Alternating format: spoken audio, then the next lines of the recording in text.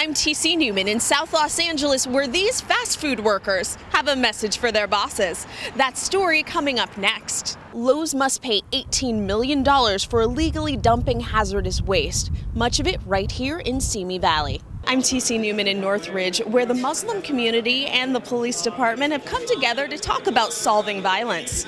Jay, I'm in South LA, where this protest is underway. These fast food workers say that they want justice. Raise the wages. These fast food workers stormed a South LA McDonald's, saying they're the victims of a crime. They need to have respect.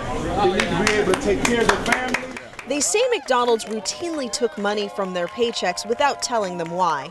Sanika Smith, who says she had the same experiences at Burger King, says she just wants to be treated fairly. What would you see is the best outcome out of this? If we get a union and our 10-minute breaks are actually paid for and we actually see them. Chanting "Si se puede," yes we can, close to 100 protesters demonstrated at this McDonald's in South LA. Is that acceptable? The protest is in response to a national survey in which 89% of fast food workers say they've been shortchanged by management. We have a survey that we did. Xiomara Capeno says she is looking forward to more communication with the fast food corporations. McDonald's corporate needs to come to the table and say, we're hearing you, we're taking it seriously, and we're going to make changes. And what would you like to see next steps? I'd like to see more delegations from more stores, more rallies like this in other McDonald's, in Burger Kings, and Taco Bells, and pretty much all the places where this is happening. McDonald's will not comment on the protest and say that they are reviewing their policies. I'm TC Newman, CNN iReport. And I'm sure many of us were thinking, oh my God, I hope it's not the Muslims. Salam al-Mariyati says he's breathing easier these days.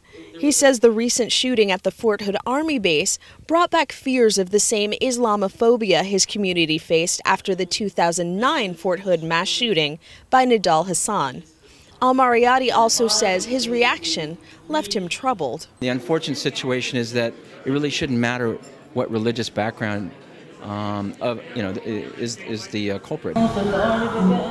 The topic was part of this forum between the Muslim community and the Los Angeles Police Department held at the Islamic Center of Northridge. While they discussed a wide range of issues, it was clear the fear of the backlash against the Muslim community was a major concern. We get targeted fairly. Anytime something goes on, something goes wrong, we get fairly, hit by the media especially. Deputy Chief Mike Downing co-hosted the meeting to address those fears. It's not about Muslims, it's not about Jews, it's not about Catholics or Christians, it's about humanity. And I think that's what we have to build up against is the hatred and the violence and not stereotype people. So far there have been no reports of violence. However, community leaders say it will take more meetings like this one to keep it that way. From Northridge, I'm TC Newman, CNN iReport.